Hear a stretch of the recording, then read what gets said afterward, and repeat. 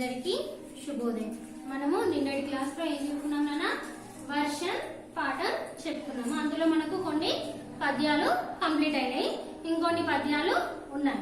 మరి ఏంటిది వర్షం? ఏంటిది నిన్నటి దాకా లేనే లేవు. మరి ఏంటిది నిన్నటి దాకా లేనే అంటే ఎండలు బాగా కొట్టాలి. ఎండలు బాగా కొట్టిన తర్వాత ఏమవుతుంది? మనకి వర్షాకాలం స్టార్ట్ అవుతుంది. వర్షాకాలం స్టార్ట్ కాగానే ఏంటిది ఈ మబ్బు అనేది అప్పటికప్పుడే పుడుతుంది. అప్పటికప్పుడే పుట్టి ఏం చేస్తుంది? తన యొక్క గర్వం చేత ఏం చేస్తుంది? నిన్నటి దాకా లేవు కదా, అప్పటికప్పుడే మబ్బు పుట్టి ఏం చేస్తుంది? వర్షం కురుస్తుంది. అంటే గర్వంతో తన యొక్క మీసాలను దువ్వుకుంటూ, అంటే మబ్బులు చూడండి, మనకు ఆకాశం నల్లగా అవుతుంది, మొత్తం మేఘాలు వచ్చేసాయి. అప్పటికప్పుడే మేఘాలు వచ్చి ఏమవుతుంది? మనకు అప్పటికప్పుడు వర్షం పడుతుంది. అంటే గర్వాధిక్యంతో నువ్వు తొందరగా ఏం చేస్తున్నావు? వర్షాన్ని కురిపిస్తున్నావు. ఆ వర్షాన్ని కురిపించిన తర్వాత ఆ నీళ్లు మొత్తం కూడా ఎక్కడికి వెళ్తున్నాయి? మరి సముద్రం యొక్క పాలు అవుతుంది. ఈ విధంగా ఏంటిది? నడమంతరపు సిరి అంటే మధ్యలో వచ్చినటువంటి నువ్వు మధ్యలోనే వెళ్ళిపోతావు అని ఫస్ట్ పద్యం యొక్క భావన. నెక్స్ట్ ఏంటిది? చిటపట చినుకులు పడుతూ ఉంటాయి. మనకు వర్షం వచ్చినప్పుడు ఏంటిది? చిన్నగా చినుకులు పడుతూ ఉంటాయి. అలానే తర్వాత ఏమవుతుంది? కుండలతో దారాలు పోసినట్లుగా ఏంటిది? మనము ఇప్పుడు బిందెలు ఉంటాయి కదా, ఆ బిందెలతోటి వర్షం పోసినట్టుగా పెద్దగా బాగా వస్తుంది. ఆ పటపట వడగండ్లతో పెద్ద వర్షము, కుంభవృష్టి వర్షము వస్తుంది. మనకు నిన్న ఏంటిది? నిన్నటి రోజు నైట్ ఏమైంది? చాలా వర్షం వచ్చింది. ఆ విధంగా వర్షం వస్తుంది. ఆ వర్షం సెకండ్ పద్యం యొక్క భావం అది. తర్వాత ఏంటిది? పులకరించి అంటే నేలంతా కూడా పులకరించి, అంటే అప్పటి వరకు మొత్తం కూడా ఎండిపోయినటువంటి భూమి మొత్తం కూడా అప్పుడు ఏమవుతుంది? మనకు మామూలుగా ఏంటిది? చల్లబరుస్తుంది. ఆ చల్లబరిచి ఏంటిది? ఆ నీటితో ఏమవుతుంది? భూమి మొత్తం కూడా పచ్చదనంతో నిండిపోతూ ఉంటుంది. భూమి మొత్తం కూడా ఎక్కడ చూసినా గానీ పచ్చదనంతో రామచిలక వలె కనిపిస్తుంది. మనకు కూడా చూడడానికి చాలా అందంగా అనిపిస్తుంది. ఆ విధంగా భూమి అనే స్త్రీ పచ్చదనంతో నిండి ఉంటుంది. అలానేంటిది? అన్ని జీవులలో కూడా ఆశలు ఉప్పొంగుతాయి. ప్రతి ఒక్క జీవిలో కూడా ఏంటిది? ఇంతకుముందు అంత ఎండాకాలంలో ఎండిపోయినటువంటి చెట్ల నుండి ఏమైనా పక్షులకు ఏమైనా ఆహారం దొరుకుతుందా? ఏమీ దొరకదు. ఇప్పుడు ఈ వర్షం పడగానే ఏమవుతుంది? వాటికి కూడా ఆహారం అనేది దొరుకుతుంది. రైతులు ఏం చేస్తారు? వర్షం పడగానే ఏం చేస్తుంటారు? నాగలిని పట్టుకొని పొలాలకు వెళ్తూ పొలాలను సాగు చేస్తూ ఉంటారు. ఈ విధంగా అన్ని ప్రాణులలో కూడా ఆశలు అనేవి ఉప్పొంగుతాయి అని తాడు పద్యం యొక్క భావం. తర్వాత ఫోర్త్ గా ఉన్నత సౌధము గోపురం అంటే పెద్ద పెద్ద మేడలలో నివసించే వాళ్ళు ఏం చేస్తుంటారు? ఉయ్యాల మంచాల పైన ఏం చేస్తుంటారు? నిద్రపోతూ ఉంటారు. అవునా? నిద్రపోతూ గురక పెడుతూ నిద్రపోతూ ఉంటారు. కానీ సామాన్యులు మాత్రం ఏం చేస్తారు? చిన్న జొన్న చొక్కతో వాళ్ళు ఏం చేస్తారు? పూరి గుడిసెలను కప్పుకొని అందులో నివసిస్తూ ఉంటారు. ఆ నివసిస్తున్నప్పుడు ఏంటిది? హఠాత్తుగా ఏమవుతుంది? గాలి వాన అన్ని వస్తుంటాయి. గాలికి ఏం చేస్తాయి? ఆ పైన కప్పులన్నీ కూడా కొట్టుకొని పోతాయి. బాగా వర్షం వచ్చింది అనుకోండి, ఆ గుడిసె మొత్తం కూడా కూలిపోతుంది. మరి ఇది ఎక్కువగా ఎవరికి ప్రభావం చూపుతుంది? మరి సామాన్యుల మీదనే ప్రభావం చూస్తుంది. ధనవంతుల పైకి నువ్వు వెళ్ళడం నీకు చేత కాదు, కానీ ఏంటిది? సామాన్యులకు మాత్రం చాలా బాధ పెడుతూ ఉన్నామని దీని యొక్క పద్యం భావం. నెక్స్ట్ వన్ చూడండి నాన్న. వడలకు వాడిపోయి వడిపై ఎరయూపుకు పట్టు వీడి, ఈ గుడిసెల కప్పులొప్పెడలు గుంజులు పాదులు నూగులాడెనిన్, గడగడలాడుచున్నవి కారు మొగళ్ళను గాంచినంత, నీ పుడిసెడు పేద కాపురము పొల్ల నరింపకు వానదేవుడా. చూడండి, మళ్ళీ ఒకసారి చూడండి అన్న, ఇది కూడా పద్యం నేర్వవలసిందే. వడలకు వాడిపోయి వడిపై ఎరయూపుకు పట్టు వీడి, ఈ గుడిసెల కప్పులొప్పెడలు గుంజులు పాదులు నూగులాడెడిన్, గడగడలాడుచున్నయవి కారు మొగళ్ళను గాంచినంత, నీ పుడిసెడు పేద కాపురము పొల్ల నరింపకు వానదేవుడా. చూడండి నన్ను. వడలకు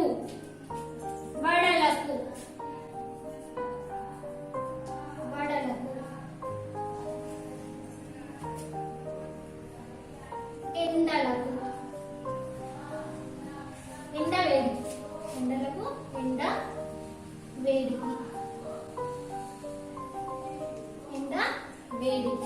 వాడిపోయి, వాడిపోయి, ఎండిపోయి. మరి ఇంతకుముందు మనకు ఏంటిది ఎండాకాలం కదా, ఎండల మొత్తం కూడా ఎండిపోయి. వడి, వడి అంటే వేగమైన, వేగమైన. వడి అంటే ఏదినా వేగమైన. పయ్యర ఊపుకు, పయ్యర, పయ్యర ఊపుకు. గాలి, పయ్యర అంటే ఏంటి గాలి, గాలి ఊపుకు. గాలి బాగా వీస్తూ ఉంటుంది కదా, ఊపుకు. పట్టు వీడి, పట్టు వీడి. పట్టు తప్పినట్లు,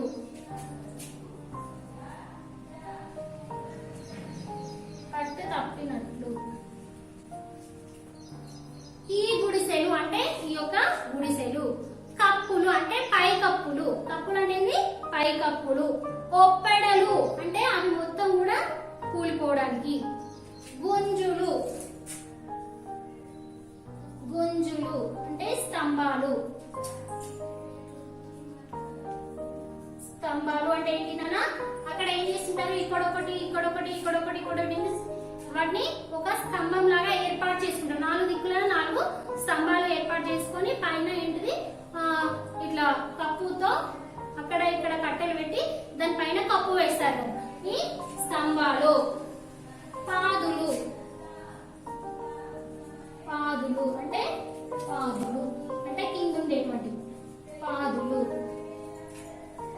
ఊగులాడెన్ అంటే అటు ఇటు ఏమవుతుంది, గాలికి అక్కడ ఇక్కడ ఊగుతూ ఉంటాయి. కారు మొగళ్ళను, కారు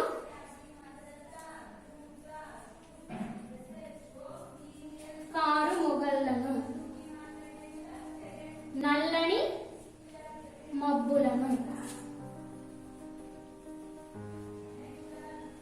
నల్లని మబ్బులను.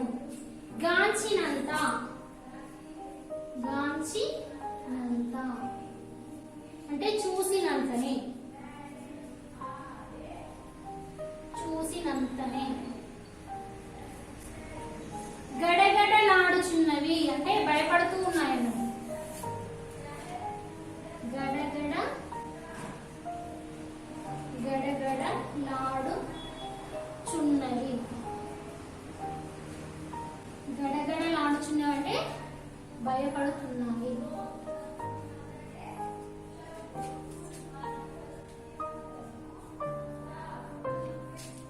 గడగడలాడుచున్నవి అంటే భయపడుతున్నాయి. నీ పుడిసెడు అంటే వాళ్ళు ఏంటిది ఆ గుడిసెలో. పేద కాపురము, పేద సంసారం, పేద కాపురము, పేద పేద సంసారం, చాలా పేదవాళ్ళు. పొల్లర నింపకు అంటే భయపెట్టకు.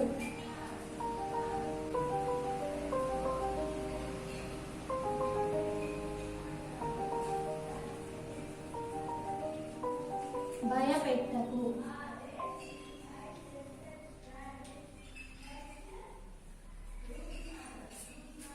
కోనరింపకు అంటే ఏంటిది, పొల్లరింపకు అంటే భయపెట్టకు. వానదేవుడా, ఓ వానదేవుడా. చూడండి, వడలకు వాడిపోయి అంటే ఎండలకు, ఎండ వేడికి ఎండిపోయి అంటే బాగా ఎండ కొడుతుంది కదా, ఆ ఎండకు ఎండిపోయి. వడిపయ్యర యూపుకు వేగమైనటువంటి గాలి వీస్తూ ఉంటుంది కదా, వేగమైన గాలి ఏంటిది వీస్తూ ఉన్నది. పట్టువీడి అంటే ఆ గాలికి అవి తట్టుకోలేక, పట్టువీడి అంటే తన యొక్క పట్టును తప్పిపోయి. గుడిసెలు కప్పులొప్పెడలు ఆ పైనటువంటి కప్పులు ఏంటిది గడ్డితో కప్పుకుంటారు కదా, ఆ కప్పులు. గుంజులు అంటే 4 స్తంభాల లాగా ఉంటాయి. అంటే వాటికి చూడండి ముందుగా మనకి ఏంటిది పునాదులు వేస్తాం కదా, పునాది గట్టిగా ఉంటేనే మనకు ఇల్లు అనేది మంచిగా నిలబడుతుంది. ఒకవేళ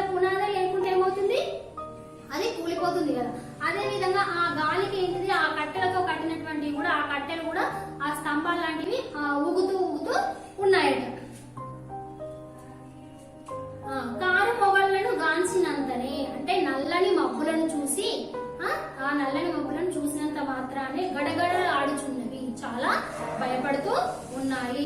మరి ఈ పురుషుడు పేద కాపురము, మరి వాళ్ళు చాలా పేదవాళ్ళు కదనా, ఆ పేదల యొక్క సంసారము ఏం చేసిన వాళ్ళను అలా ఉండనివ్వు, ఏంటిది వాళ్ళను ఆ విధంగా బాధ పెట్టకు ఓ వానదేవుడా అని దీని యొక్క భావం ఉన్న అర్థమైన అందరికి. నెక్స్ట్ వన్, గప గప చొచ్చి వచ్చు చలిగాలికి కప్పులు లేని దీపముల్, రెపరెపలాడిపోయే చెలరేగిన చీకటిలో శరీరముల్, రిపులకు నప్పజెప్పిన దరిద్రులు నిద్రలు పోయినారు, నీవిపుడే సవారి చేసి అలయింపకు వారిని వానదేవుడా. చూడండి మళ్ళొకసారి చూడండి అన్న. గప గప చొచ్చి వచ్చు చలిగాలికి కప్పులు లేని దీపముల్, రెపరెపలాడిపోయే చెలరేగిన చీకటిలో శరీరముల్, రిపులకు నప్పజెప్పిన దరిద్రులు నిద్రలు పోయినారు, నీవిపుడే సవారి చేసి అలయింపకు వారిని వానదేవుడా. గప గప చొచ్చివచ్చు అంటే గప గప అంటే వెంటనే గాలి ఏమవుతుంది, వస్తుంది. చొచ్చివచ్చు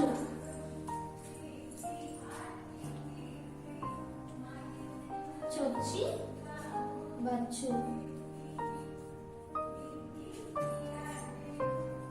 వేగంగా వచ్చు, లోపలికి వచ్చు.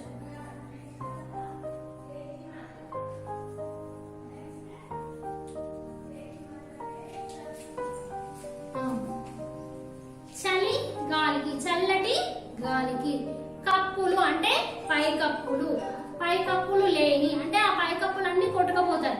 కొట్టుకుపోయిన తర్వాత గాలికి ఏమవుతుంది, పైకప్పులన్నీ కొట్టుకుపోతాయి. దీపములు అంటే దీపాలు ముట్టించుకుంటారు కదా, ఆ పూరి గుడిసెలలో కరెంటు ఉండదు నాన్న.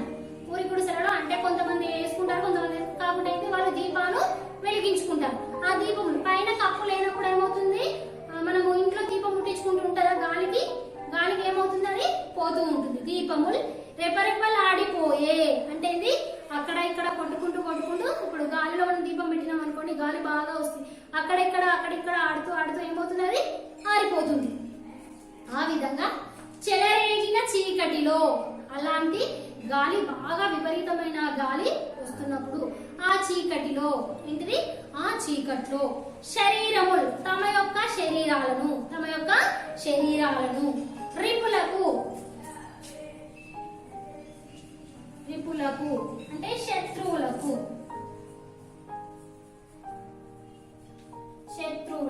రిపులకు అంటే ఎవరు, శత్రువులకు.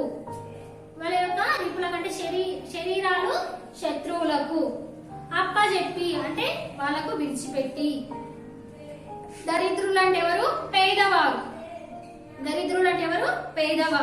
నిద్రలు పోయినారు, వాళ్ళు నిద్రలోకి జారుకున్నారు. నీవు ఇప్పుడు సవారి చేసి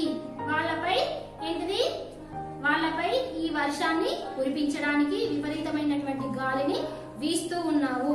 అలయింపకు వారిని బాధ పెట్టకు, ఈ వర్షాన్ని విపరీతమైనటువంటి వర్షాన్ని కురిపిస్తూ వాళ్ళను బాధ పెట్టకు వానదేవుడా, ఓ వానదేవుడా అని అంటుంది. చూడండి గపగప చొచ్చివచ్చు అంటే వేగంగా లోపలికి వచ్చినటువంటి గాలి పైకప్పులు లేనటువంటి వాటిలో దీపాలను పెట్టుకొని వాళ్ళు ఏం చేస్తూ ఉంటారు, అక్కడ నిద్రపోతూ ఉంటారు. శత్రువులకు అంటే ఎవరు మరి, దోమలు, తేళ్లు, పాములు అన్ని కూడా వస్తూ ఉంటాయి కదన్నా. అలాంటి వాటికి వాళ్ళకు శత్రువులకు వాళ్ళ యొక్క శరీరాలను అప్పజెప్పి ఏం చేస్తున్నారు, వాళ్ళు నిద్రపోతున్నారు. మరి ఆ విధంగా నిద్రపోతున్నారు. మరి అలాంటి వారిని, ఆ యొక్క పేదవారిని నువ్వేం చెయ్యి, వాళ్ళను ఆ విధంగా బాధ పెట్టకు ఓ వానదేవుడా అని ఏంటిది, వానదేవుణ్ణి వేడుకుంటాం. ఈ పాఠంలో ఏంటిది, వానదేవుణ్ణి వేడుకుంటాం. చూడండి మనకు ఎక్కువగా ఏంటిది, మధ్య తరగతి వాళ్ళకు కొంచెము హై లెవెల్లో ఉన్న వాళ్ళకు ఎలాంటి బాధలు ఉంటాయి. కానీ ఏంటిది సామాన్యుల మీదనే ఎక్కువ ఈ వర్ష ప్రభావం అనేది చూపిస్తుంది. సామాన్యుల పైనే ఎక్కువగా ఈ వర్షం యొక్క ప్రభావము చూపిస్తుంది. కాబట్టి ఏంటిది ఈ విధంగా మనం ఇందులో ఇన్ని విషయాలు నేర్చుకున్నాం కదా నాన్న. ఈ పాఠం మొత్తం కూడా ఏంటిది కంప్లీట్ అయింది. మీరు ఏం చేయాలి, ఈ పద్యాలు నేర్వాలి. ఏవైతే స్టార్ చుక్కలు ఉన్నాయో ఆ పద్యాలు ఫస్ట్ది, తర్వాత ఇక్కడ 4th వన్, ఇక్కడ థర్డ్ బిట్లో ఫస్ట్ వన్. ఈ 3 పద్యాలు కూడా కంపల్సరీగా అందరూ కంఠస్థం చేయాలి, నేర్చుకోవాలి, తర్వాత చదవాలి నాన్న. బిట్స్ భాషాంశాలు రేపటి క్లాస్ లో రాయిస్తాను. అందరూ కూడా చదవాలి. హోంవర్క్స్ కూడా ఎవరు చేయట్లేదు. హోంవర్క్స్ కంపల్సరీగా చేసి వాట్సాప్ పెట్టాలి నాన్న. ధన్యవాదాలు.